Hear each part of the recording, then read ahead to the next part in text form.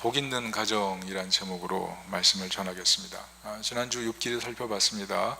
인간은 스스로 의를 이룰 수 없다, 구원이 필요하다, 이런 얘기를 했습니다. 의인이라고 욥이 평가받았지만 결국 의인이 아니라는 게 증명이 됐기 때문에 그런 말을 했죠. 우리의 어깨와 하나님의 어깨 사이를 연결해주는 그런 분이 계셔야 된다. 그분이 예수님이고, 복음은 이 예수님을 통해서 우리와 하나님과 연결되었다는 거예요. 그래서 예수 그리스도를 붙들고 욥처럼 하나님과 동행하는 것, 그것이 진정한 복이다, 이런 말씀을 드렸습니다. 고난 뒤에 하나님께서 복 주시는 게 맞습니다. 그렇지만 고난과 복을 등식화해서 무조건 믿음으로 받아들이고 사는 것은 때로는 위험할 수도 있습니다. 왜냐하면 고난 뒤에 또 다른 고난이 올 수도 있거든요. 그러면 너무 큰 실망 속에 빠질 수도 있어요. 그래서 고난과 복을 등식화하기보다는 고난을 통해 대속자이신 예수님을 바라보고 그분과 동행하는 길, 그게 정말 복된 길이라는 거예요. 그게 욥기가 알려주는 내용인 것입니다. 그리고 욥은 고난받는 그리스도로 해석되기도 합니다. 우리 고난 속에 주님이 외면하시는 것이 아니라 욥기 전체가 욥의 고난이잖아요. 예수님께서 우리의 고난의 현장에 오셔서 예수님이 그렇게 우리의 고난을 위해 순환받으셨다는 거예요. 그래서 욥을 보면서 고난 속에서 아들을 허락해 주시는 하나님의 은혜, 우리의 고난의 현장에서 자신의 몸을 버리시는 예수 그리스도의 은혜, 연약함에도 불구하고 하나님을 찾지 못하고 방황하는 우리의 마음 속에 들어오셔서 우리를 향해 인내하시는 성령님의 은혜, 이런 것들을 발견할 수 있는 것이 욥기입니다. 그래서 욥기는 다차원적으로 여러 가지 해석이 가능한데 지난주에 한번 짧게 살펴봤지만 설교는 좀 길었죠. 하여튼 욥이 그렇습니다. 욥을 좀 길게 살펴봤으면 하고, 아마 내년도에는 성경 본문 하나를 잡고 쭉 가려고 하는 그런 마음이 좀 있습니다. 이렇게 하나하나 보니까 약간 좀 깊이 들어가지 못하는 것 같아서 그렇게 해볼 생각이 있습니다. 오늘은 시편입니다. 150편, 이 대장정인데요. 자, 오늘 이 첫 시편이 굉장히 중요합니다. 왜냐하면 시편 첫째 장, 항상 모든 성경의 첫째 장, 그것은 전체 내용의 어떤 핵심을 담고 있기 때문에 그렇죠. 오늘 이 시편 근데 1편이 얘기하는 게 무엇입니까? 복에 대한 것입니다. 복. 무슨 말이에요? 시편 150편을 읽으면서 하나님이 주실 복으로 들어가라는 거죠. 특별히 오늘 말씀을 들으면서 복 있는 사람, 복 있는 가정 되시기를 예수님의 이름으로 축원합니다. 자, 그렇다면 복이 무엇입니까? 오늘 시편 보니까 복 있는 사람은 악인의 길을 쫓지 아니하고 죄인의 길에 서지 아니하고 오만한 자리에 앉지 아니하고 오직 여호와의 율법을 묵상하여 그의 율법을 주야로 묵상하는, 율법을 즐거워하여 묵상하는 그런 사람이로다 그랬습니다. 그래서 그는 시냇가에 심은 나무와 같이 철을 따라 열매를 맺고 잎사이가 마르지 아니함 같다, 이렇게 얘기했죠. 무슨 말입니까? 하나님과 동행하는 사람, 그 사람에게 복이 있다, 이 얘기를 하고 있어요. 반면에 악인들은 어떻습니까? 악인들은 그렇지 않고 바람에 나는 겨와 같고 심판을 견디지 못하고 의인의 모임에 들지 못하고 결국 망한다, 그런 얘기를 하고 있죠. 자, 성경이 무슨 말을 하고 있습니까? 우리가 생각하는 표면적인 것이 진짜 복이 아니라는 얘기를 하는 거예요. 본질적인 것, 영원한 것, 그것을 추구하는 것이 진짜 복이다. 시편이 그것을 얘기하고 있습니다. 왜 그렇죠? 악인은 멸망하니까. 멸망이라는 게 뭐예요? 하나님의 심판대가 있다는 얘기 아니겠어요? 악이 번성해요. 그게 진리 같아요. 많은 사람들이 하고 있으니까 그 일에도 안심하고 살 수 있을 것 같아요. 그렇지만 하나님이 재판관이 되시는 그날 영원한 심판이 있고 그 후에 멸망이 있다고 생각하면 우리가 쉽게 살지 못하죠. 도덕적인 중립지대라는 게 존재하지 않으니까. 우리가 어떻게 살아가느냐, 하나님 안에서 살아가는 삶, 이게 영원한 심판의 세계 앞에서 서 있을 때는, 우리가 이 땅에서 표면적으로 살아가는 것과 비교해 볼 때는 그게 표면적인 것이 커 보여도 사실은 진짜 커 보이는 것, 그 방향으로 살아가는 것, 그게 복이라는 거죠. 여러분, 현대문화가 얘기하고 있는 게 무엇입니까? 행복하라죠. 행복하라. 그래서 많은 책들 사보면 다 행복론을 얘기합니다. 그런데 그 책들을 사서 다 읽어보면 그 내용이 뭐냐면 우리는 왜 행복하게 살지 못하는가, 그 얘기를 해주고 있거든요. 중요한, 우리가 그 행복론을 읽는다고 해서 우리가 우리 삶이 행복으로 확 바뀌는 게 아니라는 거죠. 그 방식을 알고 적용을 끊임없이 할 때 만들어지는 것. 그래서 어떻게 보면 생을 살다 보면 이 표면적인 삶 속에서 행복을 이뤄가는 것이 결코 녹록지 않다, 이런 것들을 경험하게 되는 것입니다. 그래서 성경은 우리가 왜 행복하지 못하느냐, 그 문제를 죄의 문제로 보고, 또 믿지 않는 많은 분들도 세상이 왜 이렇게 괴로우냐, 이거 다 죄를 지어서 그렇다, 이렇게 정의를 합니다. 프랑스 천재사상가인 시몬 베유가 그런 얘기를 했어요. 세상에 중력이 작용하는 것처럼 우리 인생에는 죄라는 중력의 법칙이 작용해서 하나님의 질서대로 살지 않게 된다. 그래서 죄의 문제로 불행하다, 이런 얘기를 했어요. 행복을 찾아도 찾을 수 없는 것, 그게 다 죄 때문이다, 이런 얘기를 한 거죠. 여러분 동의하시나요? 동의를 못하시는 분이 있을지 몰라요. 그렇지만 우리의 삶의 모습을 보면 이게 현실인 걸 알게 돼요. 왜냐하면 우리가 이렇게 얘기하죠. 자신의 강함은 자랑하고 싶어 해요. 그렇지만 자신의 약함은 나는 원래 그래, 이렇게 얘기하죠. 사람들은 자신의 강함에 대해서는 자랑하는 것을 꺼리게 하지 않습니다. 은근히 누가 알아주길 원하죠.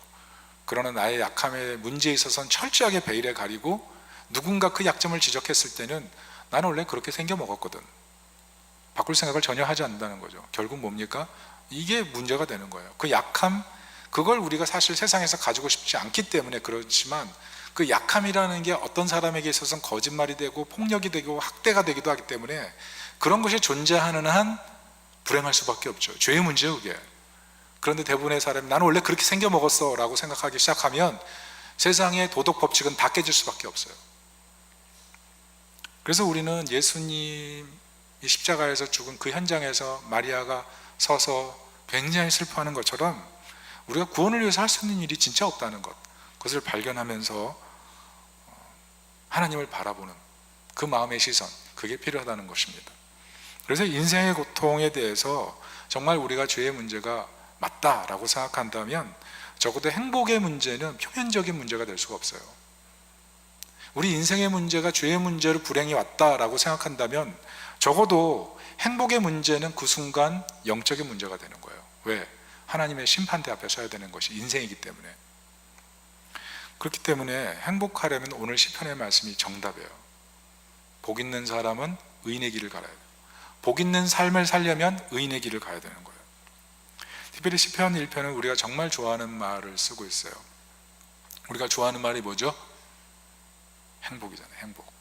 근데 오늘 시편 1편에 뭐라고 써 있어요? 행복과 정말 유사한 말이 써 있어요. 따라합시다. 형통.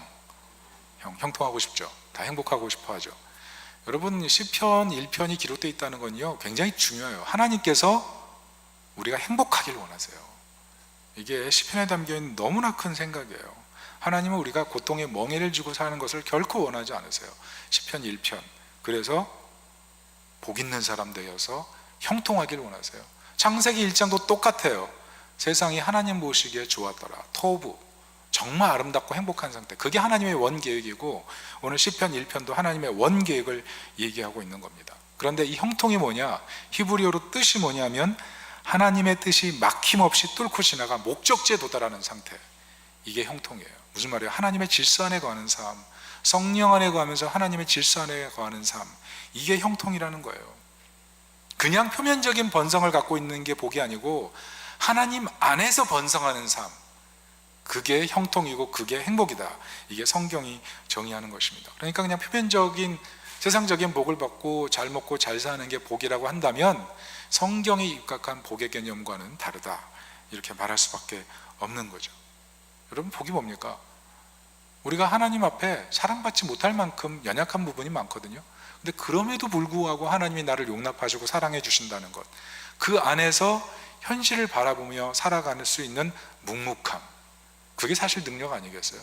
우리가 만약 표면적인 현실에서 벌어지는 수많은 일들을 가지고 행복의 잣대로 기준을 잡으면 우린 세상에서 정말 불행한 사람일 거예요.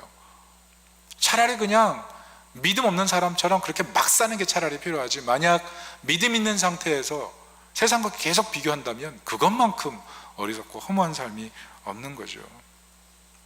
근데 사실 우리가 그렇게 살아가요. 막힘없이 살아가는 사람 아무도 없습니다. 그러나 그럼에도 불구하고 우리 안에 계신 성령님이 주님이 원하시는 그 목적지까지 끊임없이 인도해 가시는 거죠.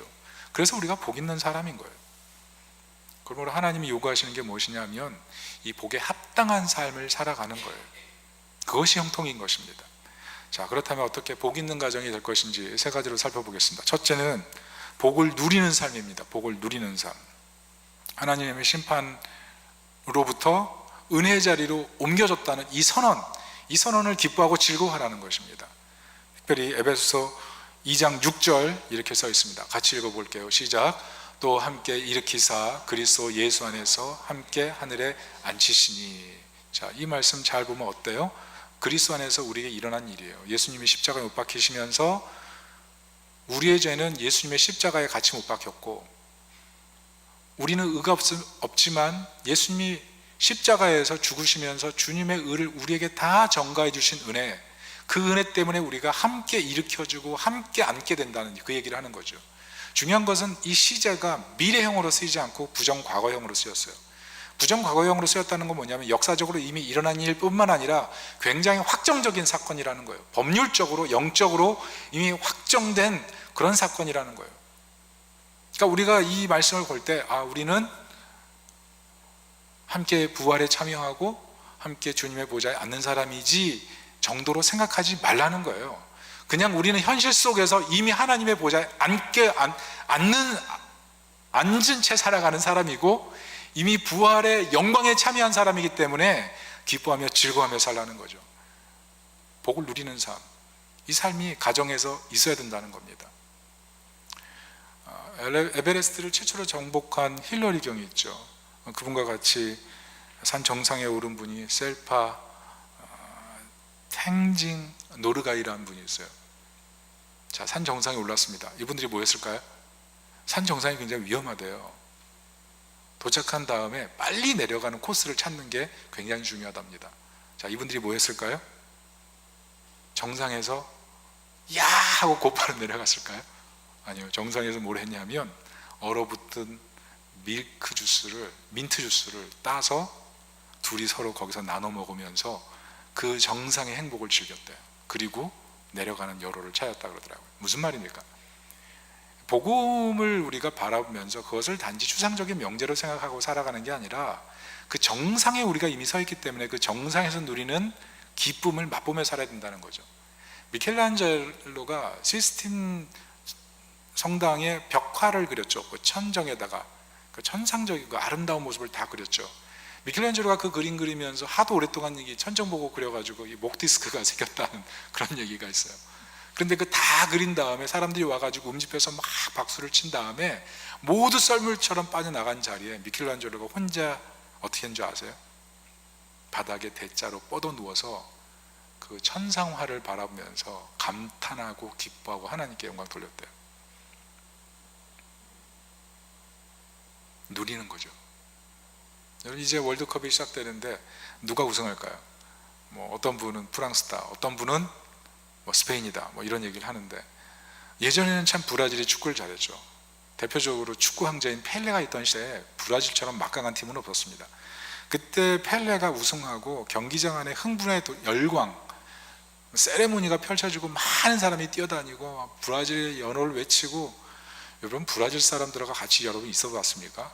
와, 이 경쾌함의 농도가 한국 사람의 한 20배는 되는 것 같아요.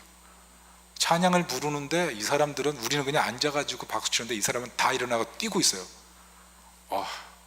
근데 이 펠레가 그 세레머니를 다 끝난 뒤에 지칠 거 아니에요. 그리고 이제 라카룸으로 들어와서 뭐 한지 아십니까? 거기서부터 또 삼바춤을 추기 시작했대요. 너무 즐거워서. 저는 이것이 우리에게 굉장히 주는 시사점이 있다고 생각해요. 우린 복음을 알아요. 믿어요. 그렇지만 정작 잘 누리진 않아요. 즐거워하고 기뻐하고 행복해하고 그것 때문에 춤추고. 여러분 그런 시간을 한번 가져보세요. 내가 구원받았어, 너무 기뻐. 찬양 틀어놓고 집에서 혼자 한번 춤을 춰보세요. 찬양을 틀어놓고 거기서 하나님 영광 돌립니다 그러면서 이렇게 모션을 취해가면서 한번 경배를 올려보세요. 이거 얼마나 행복한 일입니까? 춤을 추면 출수록, 그리고 그것을 찬양으로 고백하면 고백할수록 우리 마음속에 말로 못할 그 기쁨이 밀려 들어오거든요. 그런 기쁨을 누리며 사는 삶, 그것이 가정에 있다면 가정이 얼마나 행복해지겠습니까? 왜 기뻐해? 왜 즐거워해? 왜 행복해? 주님 때문에. 그것이 막 발산되면 행복의 공간이 되지 말라고 해도 될 수밖에 없는 것입니다. 두 번째는 복을 지키는 삶이 필요하다는 것입니다. 이것을 위해서 세 가지가 필요한데, 첫 번째, 회개와 믿음. 오늘 시편 1절에 보면 악인의 꾀, 그리고 죄인의 길, 오만한 자의 자리를 피하라는 그런 얘기를 하고 있습니다. 왜 그럴까요? 특별히 자리라는 말은 소속을 얘기해요. 누군가에게 소속되지 말라. 이게 위험하다는 거예요. 하나님 안에 소속된 삶이 중요하다는 거예요. 왜냐하면 우리가 현대사회를 살면서 항상 소속되거든요. 직장에 소속되고, 가정에 소속되고, 또 직장이면 부서에 소속되고, 학과이면 어떤 과에 소속되고, 어떤 교수님에게 소속되고, 항상 우리는 어떤 것에 소속이 중요해요. 그리고 소속 안에서 그 기준을 맞춰야 되고, 소속 안에 그 대표에게 잘 보여야 돼요. 그리고 그 소속 안에 있는 동료들과 같이 합이 맞아야 되죠. 이게 굉장히 중요해요. 근데 문제는 뭐냐면, 그곳에 충성하고 소속되려고 하는 그런 감정과 욕구가 하나님 안에 소속되려고 하는 그 욕구와 감정보다 너무 많으면 그게 우상이 될 수 있다는 거죠. 그것을 피하고 조심하라는 거예요. 그게 너무 내 삶에 너무 사랑하는 대상이 돼서 하나님을 사랑하는 것보다 더 소중하게 되지 않도록 조심하라는 거예요. 그래서 우상이라는 건 엄밀히 우리에게 막 위험한 모습으로 다가오는 것이 아니라 우리 삶에 꼭 필요한 모습으로 다가오고 실제로 필요한 것들이 많아요. 그러나 적어도 그것이 내 사랑의 모든 것이 되지 않도록 조심하라는 거죠. 이것을 막는 길이 회개라는 겁니다. 하나님, 내가 하나님보다 더 사랑하는 것들을 좀 내려놓게 도와주세요. 특별히 복음의 약속이 뭡니까? 이게 위대하다고 생각해요. 그럼에도 불구하고 하나님이 우리를 사랑하신다는 거죠. 내가 죄 가운데 있고 연약함에도 불구하고 여전히 나를 향한 사랑을 그치지 않는 분, 그게 하나님의 사랑. 그래서 어떤 죄인도 폐기 처분될 수가 없는 거예요. 제가 알고 있는 한 청년이 있어요. 이 청년은 음란물 중독이었습니다. 어릴 때부터 음란물을 참 많이 봤어요. 그러다 보니까 죄책감이 많이 들었죠. 교회는 다니는데 음란물을 끊지 못해서 그게 참 힘든 시간을 보냈던 것 같아요. 그런데 이 힘든 시간을 지나오면서 마음속에 들어온 생각은, 내가 이 정도밖에 안 되는구나, 교회 다니는데 이렇게 믿음이 없구나, 내가 형편없구나, 그러면서 자신을 계속 자책하는 거예요. 너 믿음 가져도 너는 쓸모없는 놈이야. 네가 어디 나가서 네가 그리스도인이라고 말할 수 있겠니? 가족 앞에서도 창피하고, 속으로 계속 죄책감이 있는 거죠. 그런 죄책감이 드니까 학업에도 집중 못하고 게임에 빠져들어서 이제는 게임 중독에 드는 거예요. 학교도 잘 안 가고.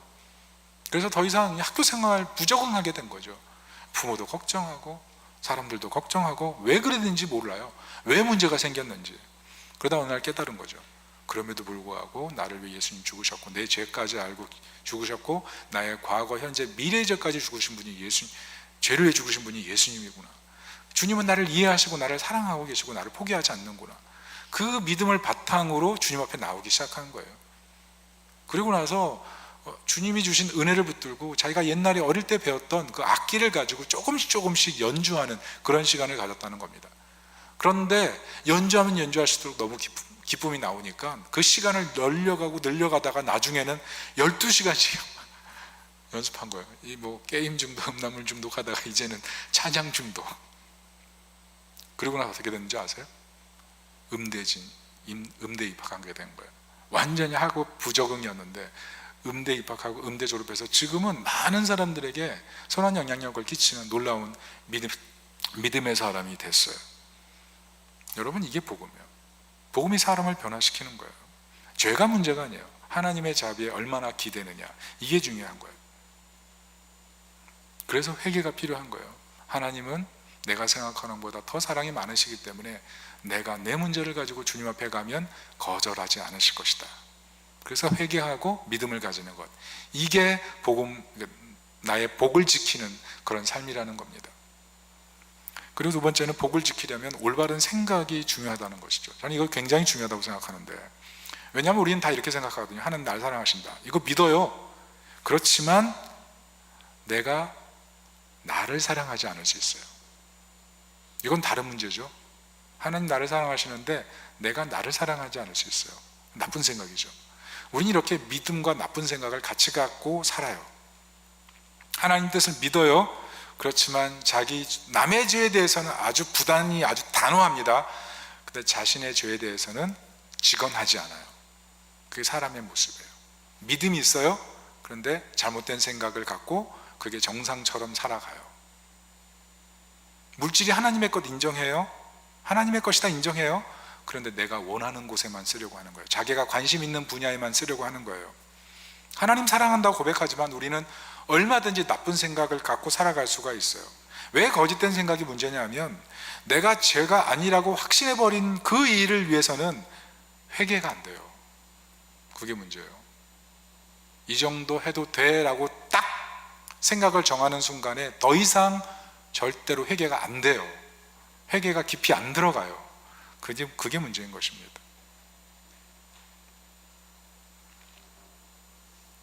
그래서 순종의 기쁨을 점점 잃어가는 상태가 되는 것, 이게 위험한 거예요.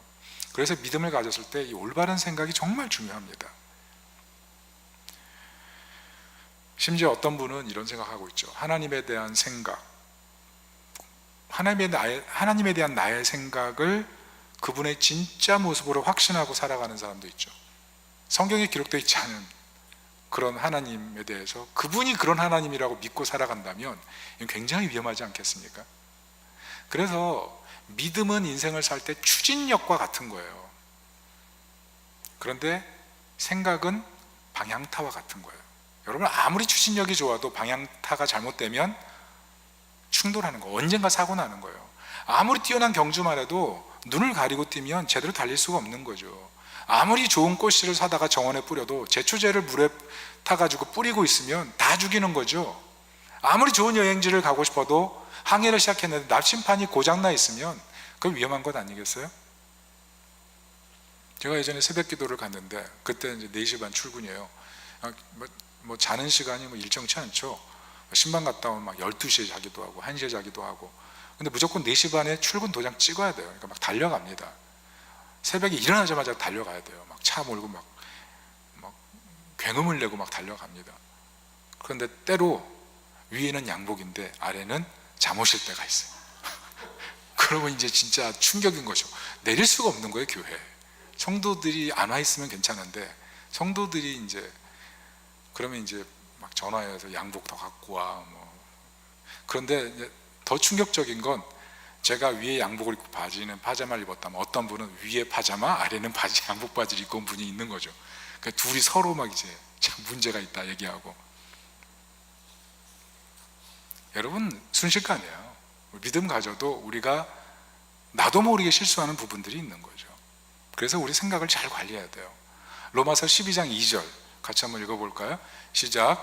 너희는 이 세대를 본받지 말고 오직 마음을 새롭게 함으로 변화를 받아 하나님의 선하시고 기뻐하시고 온전하신 뜻이 무엇인지 분별하도록 하라.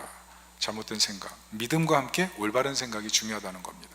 그리고 복을 지키려면 결국은 말씀을 가까이 하는 삶, 말씀을 하나님의 연애 편지처럼 받아들이고 그 말씀을 주야로 묵상하는 그런 삶, 그게 필요하다는 거예요. 오늘 2절, 오직 여호와의 율법을 즐거워하여 그의 율법을 주야로 묵상하는도다. 여기 즐거워하다는 것은 그냥 의무감으로 읽는다는 게 아니라 정말 자신을 향해 연애 편지를 쓰는 그 사랑하는 대상이 나에게 보낸 아름다운 마음 절절한 그런 편지로 읽어낸다면 성경 말씀이 얼마나 기가 막힌 로맨스가 있는 내용입니까? 많은 분들이 의무감으로 읽거든요. 그런데 그렇지 않아요. 하나님이 나를 향한 엄청난 사랑 이야기예요. 그래서 주야로 묵상한다는 거예요. 다윗은 주야라는 게 뭡니까? 낮과 밤에 대한 얘기입니까? 아니요, 문자적인 부분을 또 뛰어넘어서 잘 풀리는 날이 있고 안 풀리는 날이 있는데 상관없이 나는 하나님을 사랑한다는 거예요. 그 말씀이 너무 좋다는 거죠. 여러분, 요즘 시대는 다 이메일 보내잖아요. 사랑하는 사람에게도 이메일 보냅니까? 절대로 사랑하는 사람에게 이메일 못 보낼걸요. 손편지를 쓸 거예요. 가정의 달에 한번 손편지 쓰면 어떨까요? 한번 써보세요. 저는요, 제 아내에게 러브레터를 한번 받아봤어요. 근데 러브레터가 아니더군요. 이상하게 제 아내는 제가 뭐 해주면 피드백이 없어요. 왜 그런지 모르겠어요. 근데 하여튼 어느 날 하나 편지를 써줬는데 그게 참 마음에 들었어요. 그리고 지금 7년째 제 지갑 속에 있습니다. 어젯밤에 이제 꺼내서 한번 읽어보는데 글은 이런데 왜 현실은 이럴까 이런 생각을 잠깐 하다가 좀 더 가정에 좀 잘해야 되겠다, 좀 이런 생각을 잠깐 했는데요. 이 러브레터라는 게 주는 묘미가 있잖아요. 근데 성경 전체가 창세기부터 요한계시록까지 러브레터인 거예요. 러브레터. 생각해보세요. 성경은 어떤 메시지예요?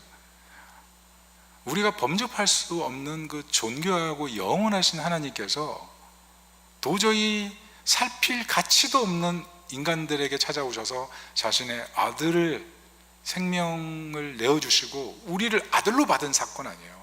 이게 얼마나 큰 로맨스입니까? 복음서 누가복음 15장에 보면 명확히 기록되어 있죠. 탕자에 있어서 허랑방탕하게 아버지 재산 미리 받아가지고 다 빼내 쓴 다음에 완전 상거지가 돼서 돌아오면서 뭐라 그래요? 아버지, 내가 하늘과 아버지에게 죄를 얻었사오니 내가 아버지의 아들이라고 일컬음 받지 못하겠습니다. 나를 그냥 품꾼의 하나로 여겨주세요. 저 돼지 쳤던 전력이 이미 있던 사람입니다. 바닥까지 가 있는데 그냥 품꾼의 정도로 생각하고 상만 줘도 내가 감사하게 살겠습니다. 이런 마음으로 찾았잖아요. 그런데 아버지가 어떻게 해요? 잔치를 열어주잖아요. 가락시켜주고 신발 새거 신겨주고 옷도 새로 정비해줘서 온 마을 사람 불러다가 잔치를 시작하잖아요. 얼마나 행복한 시간이에요. 그게 복음이에요. 그 아버지가 탕자에게 그렇게 사랑을 많이 줬던 것처럼 하늘 아버지께서 우리를 향한 말할 수 없는 사랑을 갖고 계시다는 게 누가복음 15장 얘기 아닙니까? 이게 복음이에요. 이 복음이 성경 전체에 기록된 내용이에요. 이 복음이 있으면 어때요? 비록 표면적으로 인생의 가뭄이 날이 다가온다 할지라도 가뭄 속에서도 생명수가 우리 마음에 흐르고 있기 때문에 표면적으로 아무리 거친 광야와 같은 길을 걷는다고 해도 생명수가 내 안에 섰기 때문에 흔들리지 않는 것, 그게 믿음의 사람의 능력 아닙니까? 이걸 지켜야 된다는 거예요. 그래서 성경을 그냥 들고 다니는 사람과 이 은혜를 묵상하고 러브레터로 받아들이면서 매일 읽는 사람과는 삶이 달라질 수밖에 없는 거죠. 물론 피곤한 거 알고 바쁜 거 알고 어려운 거 알지만 여러분 공부할 때 짜투리 시간 다 내서 공부한 거 아니에요? 학교 가가지고 10분 그 시간 줄 때 5분만이라도 공부 더 하면 하루에 그 학교 가 있는 시간에 점심시간 조금 포함해가지고 1시간 정도 더 공부할 수 있어요. 그 짜투리 시간 잘 이용하면 성적이 올라갈 수밖에 없는 거죠. 왜요? 성공을 위해서 계획한 거예요. 우리도 마찬가지예요. 신앙생활을 정말 잘하고 싶고 하나님과 교제하고 싶다면 실패를 계획하지 마시고 성공을 계획해야 돼요. 계획하지 않는 것은 실패를 계획하는 것과 똑같아요. 윌리엄 틴데일이 옛날에 성경 번역했죠. 고대 때, 중세 때는 라틴어 성경이 그게 건드릴 수 없는 권위였어요. 성경 번역, 이거 신성모독이었습니다. 그래가지고 윌리엄 틴데일 같은 사람은 화형당해 죽었죠. 그런데 틴데일이 죽기 전에 번역본을 해가지고 인쇄소에 넘겨가지고 이게 뿌려졌거든요. 그래서 이거 보고 믿음생활을 한 사람들이 꽤 됐어요. 그 중에 많은 사람들이 농부였는데, 여러분 농부가 무슨 글을 합니까? 그런데 성경을 읽으려고 글을 공부해가지고 성경을 암송하고 그런 거예요. 여러분 농부라는 게 어떻게 보면 우리가 이 땅에서 하는 모든 직업 중에 가장 힘든 직업이에요. 왜? 낮과 밤이 없고요, 날씨에 구애받지 말아야 되고요, 그리고 조금만 열심히 일해도 수만 번의 반복 노동이기 때문에 이것만큼 지치는 게 없어요. 그리고 결국 어떻게 됩니까? 손가락이 틀어지고 온몸이 틀어지는 것, 그게 농사 아니에요. 그러니까 농사한다 그러면 막 도망가는 사람들이 얼마나 많아요. 그러나 땅이 정직하기 때문에 투자하려고 하는 사람들이 요즘 이제 많이 생겨나고 있지만, 그런데 그 농부들이 그 힘든 노동을 하면서도 말씀을 외면서 즐겁게 농사했어요. 결국 어떻게 됩니까? 종교개혁이 왜 일어났어요? 그런 믿음의 사람들이 이미 하나님의 말씀의 번역본을 들고 마음속에 불타오르는 믿음을 갖고 있을 때, 루터가 비텐베르크 성벽에 95개조 반박문을 딱 붙이고 그 95개조 반박문이 독일에서 인쇄활자를 통해서 전 유럽으로 퍼져나갔을 때 불이 나온 거예요. 불이. 여러분, 하나님의 말씀이 우스운 게 아니에요. 그 말씀을 우리가 가까이 하고 즐거워하잖아요. 종교 개혁이 일어날 뿐만 아니라 우리의 심령의 영적 부흥이 일어나는 것입니다. 가정에 이 은혜가 있기를 예수님의 이름으로 축복합니다. 마지막 세 번째는, 복 있는 가정이 되려면 복음을 나누고 전해야 돼요. 가정에서부터. 여러분, 전도가 뭡니까? 우린 전도를 좀 어려워하는데 사실 전도가 어떤 것이냐면 누군가와 밥 한 끼 먹는 거예요. 자신의 스케줄을 깨뜨려서 바쁜데 그 시간을 비워서 누군가를 만나주고 밥 한 끼 잘 대접해 주는 것, 그게 전도예요. 그게 하나님의 사랑을 보여주는 거예요. 예수 그리스도의 환대를 보여주는 거예요. 생명을 아끼지 않으신 그분의 사랑 보여주는 거죠.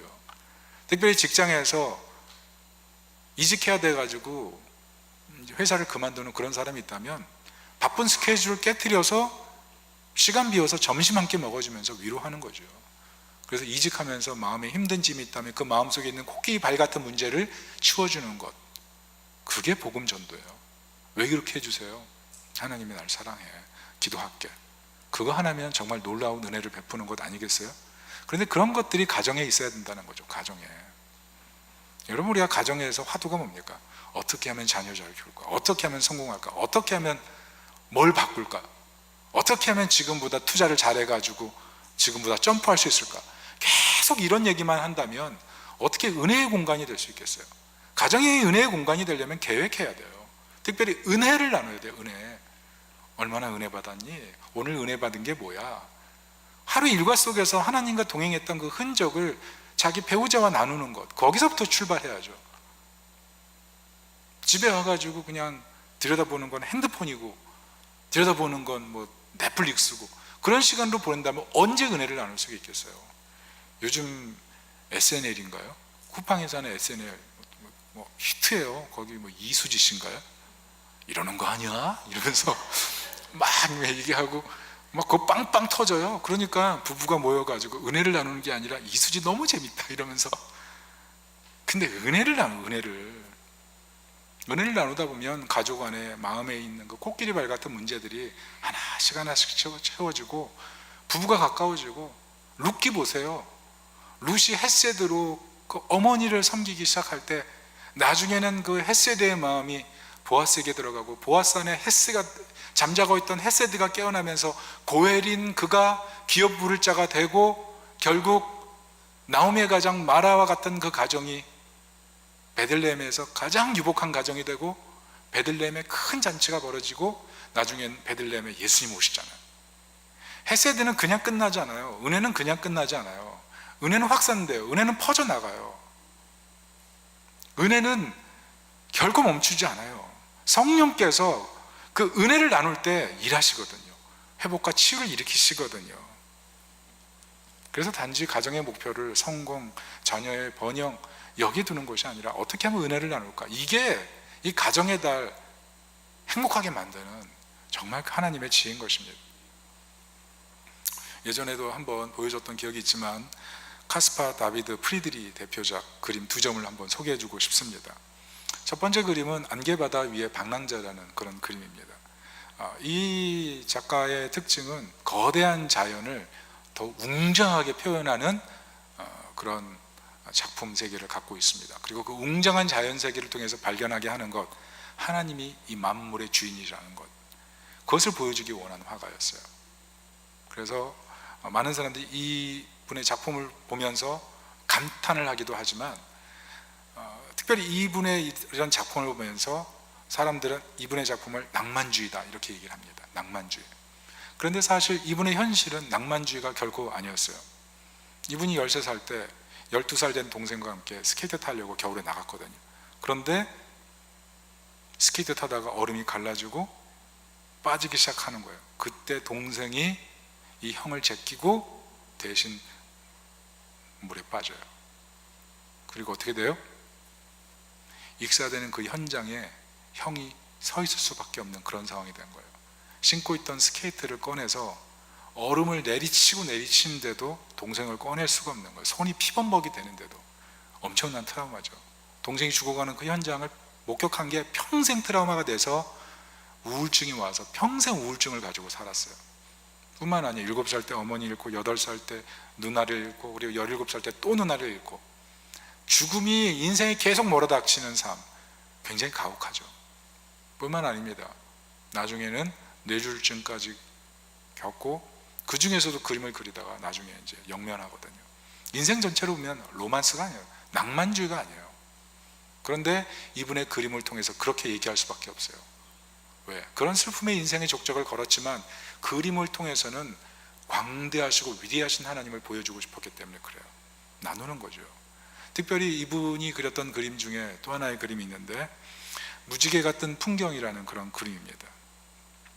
이분의 그림이 뭐 세계 100대 화가 중에 들어가니까 한번 찾아보고 감상하셔도 좋겠는데요. 여러분, 이 그림을 보면서 작가가 그리고자 했던 게 뭡니까? 우리 지상세계 넘어 영원한 세계가 있다는 거죠. 이게 풍랑이 이는 그 폭풍우가 지나간 그 다음에 바로 그 시간을 접어서 그림을 그린 거예요. 무지개가 뜬 바로 그 현장에서 이제 그림을 그린 겁니다. 무슨 말이에요? 영원한 세계가 있다는 그 얘기를 보여주고 싶었던 거예요. 실제로 이분이 이렇게 그림을 그린 다음에 말했습니다. 내가 그린 무지개는 땅과 하늘을 잇는 단단하고 영원한 언약의 활이다. 무슨 말이에요? 그림을 그린 게 그냥 그림을 단순하게 그린 게 아니에요. 예쁘게 그린 게 아니에요. 이분은 이 땅에 아무리 공핍하고 삶이 어둡고 힘들지라도 이 땅에 하나님의 언약이 존재하는 한 하나님은 나를 끊임없이 사랑하시고 나를 영원히 붙들고 가시다. 그 영원한 하나님이 내 인생의 주인이시고 세상의 주인이시다. 그 고백을 하는 거예요. 여러분, 특별히 무지개라는 것은 창세기 9장에 보면 하나님이 노아 심판한 뒤에 보여주는 것 아닙니까? 근데 그 무지개가 히브리어로 활이에요. 활.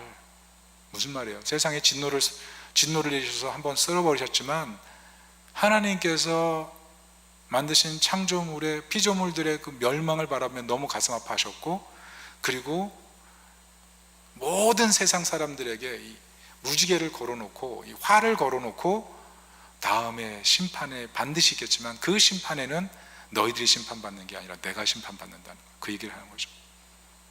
무슨 말이야? 한 명의 영혼도 잃어버릴 수 없다. 그게 하나님의 마음이에요. 하나님의 아픈 마음.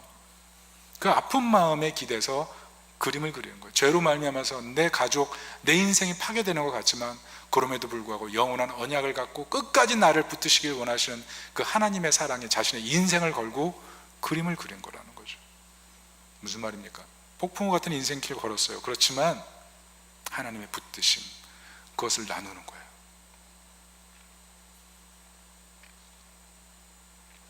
여러분, 가정을 정말 행복하게 만드는 길이 뭔지 아세요? 지금보다 더 나은 환경, 지금보다 더 좋은 차, 지금보다 더 넓은 집, 지금보다 더 많은 봉급, 지금보다 나를 더 인정해주는 어떤 사람들, 그런 표면적인 것이 우리 인생에 만약 행복이고 그렇다면 우리는 끊임없이 불행할 겁니다. 왜? 계속 비교할 거니까. 인간은 기본적으로 비교하게 되거든요. 그리고 내가 아무리 정상에 올라가도 더 높은 정상이 있거든요. 그리고 정상에 올라도 화무시비롱이에요. 화무시비롱. 꽃이 지는 순간이 오고 내려와야 되는 자리가 있는 것입니다. 만족 못해요. 표면적인 행복은. 그런데 이 복음, 이 영원한 것, 거기에 인생을 걸고 살고 이것을 가정 안에서 나누어서 행복하게 살려고 하는 마음, 이 은혜를 알려주려고 하는 마음. 하나님 너를 사랑하셔. 하나님 당신을 사랑하셔. 우리 삶에 어떤 문제가 있든 표면적으로 봐도 골짜기를 지나고 있든 상관없어. 하나님 여전히 우리를 사랑하셔. 배우자가 서로를 껴안아주고 자녀들 껴안아주고 서로 같이 기도하는 그런 공간이 된다면 얼마나 가정이 변하겠습니까? 제가 심각한 말씀 하나 드린다면, 만약 하나님께서 우리에게 요구하시는 것에 제한을 두고 산다면 우리는 결코 하나님의 종이 될 수가 없어요. 우리는 나누는 것이 중요하다고 생각하지만 만약 우리 삶에 제한하는 것이 많아지면 나누는 것이 즐거울 수가 없어요. 그런데 기억하세요. 우리는요, 하나님의 종이거든요. 우리에게 주신 모든 것이 다 하나님의 것이에요. 목소리, 눈빛, 앉아있을 수 있는 허리 근력, 서 있을 수 있는 무릎 관절, 어떤 버티는 힘, 이 모든 게 다 하나님의 것이거든요. 그런데 우리가 그것을 섬심 쓰듯 내가 원할 때 하고 내가 원하지 않을 때 안 하고, 그게 아니죠.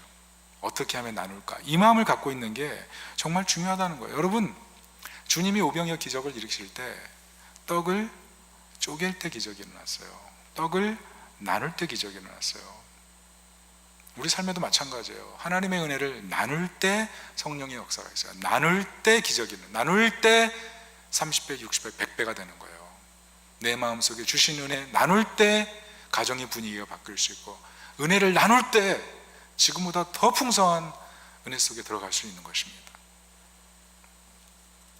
루터가 그런 얘기를 했죠. 우리는 오직 믿음으로 구원받지만 구원하는 믿음은 결코 홀로 있지 않다. 믿음으로 구원받아요. 그러나 정말 믿음이 들어오면 홀로 있고 싶지 않아요. 누군가에게 꼭 전해주고 싶어요. 왜? 나에게 너무 좋은 소식이었기 때문에. 어떤 분들은 기독교가 배타적이라서 사람들이 싫어해요. 꼭 그리스도인만 구원받는다고 얘기하는 게 그 사람들에게 너무 불편한 것 같아서 내가 전도하기가 힘들어요. 그리고 우리가 전도할 때 느끼는 게 뭡니까? 착한 사람이 이 정도 살면 구원받는 것 아닙니까? 이 정도 살면 잘 사는 것 아닙니까? 그리고 많은 사람들이 착하게 살고 자기 관리 잘하고 그러면 행복하고 그걸 구원이라고 많은 사람들이 얘기하거든요. 그런데 그 얘기의 문제점은 무엇입니까? 문제점이 있어요. 왜냐하면 적어도 착하고 선한 사람이 구원받는다는 거잖아요. 그러면 약하고 강하지 않은 사람은, 악한 사람은 구원받을 수 없다는 그 얘기를 하는 거 아니에요? 그러니까 은근히 예수 믿어야 구원을 받는다는 것이 배타적인 얘기처럼 말하지만 사실은 선하지 않고 강하지 않은 사람은 불행하다는 얘기를 하는 거죠. 그냥 그런 관점이면은 인생을 살면서 재수없고 마음에 안 들고 정말 저거 없어져야 되는 존재다 그러면 그런 사람은 쳐다보기도 싫은 마음으로 아마 평생 살 수 있을 거예요. 그런데 복음은요, 사실 무엇을 요구해요? 약한 자나 강한 자나 선한 사람이나 악한 사람이나 모두에게 구원을 열어놨어요. 하나님이 요구하시는 것은 딱 한 가지예요. 겸손하게 받아들이는 거예요. 인간의 힘으로 구원을 받을 수 없기 때문에 하나님 은혜 앞에 겸손히 엎드리라는 거예요. 겸손하게 하나님이 해놓으신 일, 그것을 겸손하게 받아들이는 것, 그게 필요하다는 것입니다. 그것을 나누는 순간에 능력이 생기는 거예요. 제가 특별히 지난주에 같이 전도하러 나갔습니다. 전도하러 나갔는데 생각보다 전도가 어렵더라고요. 어린이들이 막 구름대같이 몰려들어요. 여기 한 손에는 과자, 한 손에는 복음이 아니고 컵라면 들고 나갔어요. 여러분, 그 컵라면 헌금해 주시는 분들 정말 감사해요. 이게 얼마나 잘 쓰임 받고 있는지 몰라요. 저희 놀이터에 갔는데 우리 뭐 집사님들, 여집사님들 다 같이 갔어요. 수요일에 끝나고. 그래서 복음을 전하는데 애들이 줄을 서가지고 받는 거예요. 근데 강사님이랑 같이 갔는데 강사님은 딱지라는 아이템을 가져갔어요. 그리고 다 모아놓고 딱지치기를 하는 거예요. 딱지를 넘기면 과자를 주고 딱지를 넘기면 과자를 주고, 그래야 눈빛이 맞으면 전도하고 막 이러는 거예요. 애들이 줄을 쫙 섭니다. 저는 이제 어떻게 되나 지켜보니까 전도가 되는 거예요. 그래서 참 잘하고 있구나. 그런데 제 마음속에 솔직히 오랜만에 전도하니까 저도 떨리는 거예요. 어린이들 전도하는데. 그래서 이거 할 수 있나 이러고 있는데 우리 강사님이 딱지 치는데 너무 안쓰러워 보이는 거예요. 딱지가 안 넘어가요. 그래가지고 강사님 제가 좀 칠게요. 그리고 이게 옛날에 하던 습관대로 이제 딱지를 치는데 너무 좋은 시간이었어요. 그리고 나서 이제 보는데 어떤 친구 딱지를 치는데 그 친구가 10번을 쳐도 딱지가 안 넘어가는 거예요. 애가 막 식은땀이 흐르고 나 이제 과자도 못 받는구나 막 이 불행한 표정을 보면서 애야 괜찮아, 딱지 안 넘어가도 괜찮아, 과자 줄게. 그리고 불러다가 너 혹시 복음을 들어볼래? 그랬더니 과자를 받으면 듣겠다는 거예요. 그래서 과자를 주고 이제 복음을 전하기 시작했어요. 그런데 예수님을 영접하는 거예요. 그래서 제가 너무 행복했어요. 이렇게 그냥 대충 전해도 믿는구나. 그래가지고 예수님 영접해가지고 너무 기뻐가지고 있는데 또 한 친구가 있어요. 근데 이 친구 옆에서 계속 그네를 타는데 쳐다보지도 않고 그네만 타고 있어요. 그래가지고 제가 물어봤어요. 너는 왜 딱지 안 치니? 그랬더니 너무 창피해서요. 그러더라고요. 그래? 너 그냥 과자 줄 테니까 와. 그랬더니 또 득달같이 달려가서 과자를 받는 거예요. 그래서 또 얘기했죠. 너 혹시 복음을 들어볼래? 그랬더니 또 들어보겠대요. 제가 마음이 얼마나 기쁜지. 그래가지고 전했는데 전하고 나서 느낀 건 많은 걸 빠뜨렸어요. 그래서 전하고 나니까 애가 안 믿겠다는 거예요. 그래서 내가 지금 큰 실수를 했다. 하나님께서 어떻게 주신 기회인데 다음엔 좀 더 잘 배우고 와야 되겠다. 이런 생각을 하고 우리 다음에 또 만나자. 내가 그때 다시 한번 전할게. 그리고 이제 보냈어요. 전도를 하나는 성공했고 하나는 실패했는데 돌아오면서 이상하게 말로 할 수 없는 기쁨이 임하더라고요. 꼭 예수님께서 기뻐하고 즐거워하라, 하늘에서 내 상이 큼이라, 이렇게 얘기하시는 것 같았어요. 제가 깨달은 게 뭐냐면 우리 인생을 행복하고 즐겁게 사는 비결, 이게 표면적인 복으로 많이 받아도 행복하고 뭐 사실 이거 왜 즐겁지 않습니까? 그렇지만 정말 우리 영혼에 영원토록 남는 우리의 삶의 질을 180도 진짜 바꿀 수 있는 복은 하늘로부터 하나님께서 우리에게 주시는 흘러 넘치는 기쁨. 이게 진짜 우리 삶을 바꾸는구나. 여러분, 문제 있을 때마다 고민만 하시지 말고 전도지 들고 놀이터라도 가서 과자 하나 나눠주면서 한번 복음을 전해보세요. 마음속에 세상이 알 수 없는 기쁨들이 몰려오는 기쁨이 있다는 겁니다. 여러분, 많은 분들이 복음은 난 예수 믿으니까 예수 믿지 않는 사람에게만 전해야지 이렇게 생각하는 분들이 있어요. 내가 혹시 전도하다가 예수 믿는 사람한테 걸려가지고 내가 시간 낭비하면 어떻게 하나 이런 생각 갖고 있는 분이 있거든요. 근데 우리 교회 여집사님이 그날 같이 전도하러 나갔다가 깜짝 놀랄 얘기를 해주더라고요. 그게 뭐냐면 어떤 분 전도했는데 권사님이래요. 근데 그리고 들어보니까 아드님이 선교사님이신 거예요. 그런데 믿음의 확신이 없어요. 직분이 있어요. 아드님 선교사님이에요. 근데 믿음이 없어요. 그래서 전도하다 이 집사님이 깜짝 놀라가지고 다시 복음 전해서 이분이 예수님을 제대로 믿게 되는. 무슨 말입니까? 복음은요, 믿지 않는 사람에게도 효과적이지만요, 믿는 사람에게도 효과적이에요. 우리 가족 다 믿는다고 생각하죠? 그런데 이 은혜를 나누는 게 그래서 중요해요. 은혜를 나누잖아요? 그럼 마음속에 그 은혜가 작동하면서 믿음이 더 견고해지고, 복음을 나누고 은혜를 나눌 때 하늘의 상이 있는 거예요. 기뻐하고 즐거워라. 주님께서 우리에게 주시는 아주 신비로운 기쁨이 있는 거예요. 우리 같이 한번 마태복음 5장 말씀 같이 한번 읽어봤으면 좋겠어요. 시작. 기뻐하고 즐거워하라. 하늘에서 너희 상이 큼이라. 여러분, 가정을 행복하게 하는 방법, 우리는 다 뭔가가 지금보다 잘 되길 원하죠. 여러분, 우리 성도님들에게 여러분이 바라고 기도하는 제목들이 정말 선하게 다 이루어지기를 바랍니다. 그렇지만 성경이 말하는 복은 표면적인 복이 아니라 진정한 복, 그 복 안에 사는 것이 가정을 정말 행복하게 하는 비결이라고 말하고 있어요. 뿐만 아니에요. 과학에서도 그렇게 얘기하죠. 이 얘기만 하고 오늘 설교 마칠게요. 우리 사람 뇌에는 미상핵이라고 있대요. 미상핵. 이 미상핵이 뭐냐면 감정 호르몬 관장하는 거예요. 이 미상핵이 감정적으로, 사람이 감정적으로 이렇게 고양되면 이 미상핵에서부터 모든 좋은 행복 호르몬이 나오기 시작합니다. 도파민, 엔드로핀, 세라토닌, 옥시토신, 이 행복 호르몬이 쏟아져 나오기 시작한대요. 그런데 이것이 세상을 살면서 조금 더 잘 되고 조금 더 잘 될 때는 그렇게 많이 나오지 않는답니다. 그런데 언제 가장 많이 나오냐 하면 기도할 때 많이 나온대요. 그래서 기도 많이 하는 사람은 이 미상핵이 있는 이 전두엽 쪽에 이 전두엽이 도리어 두껍대요. 더 많이 나온다는 거죠.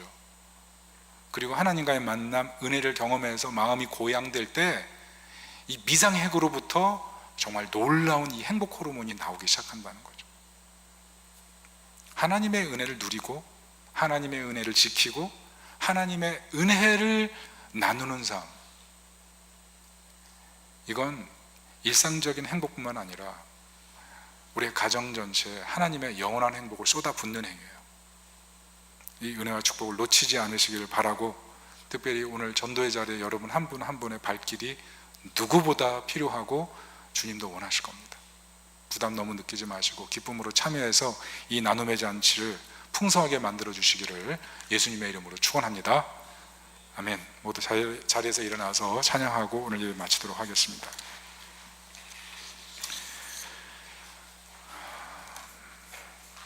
이 땅의 동과서 남과 북 찬양하겠습니다.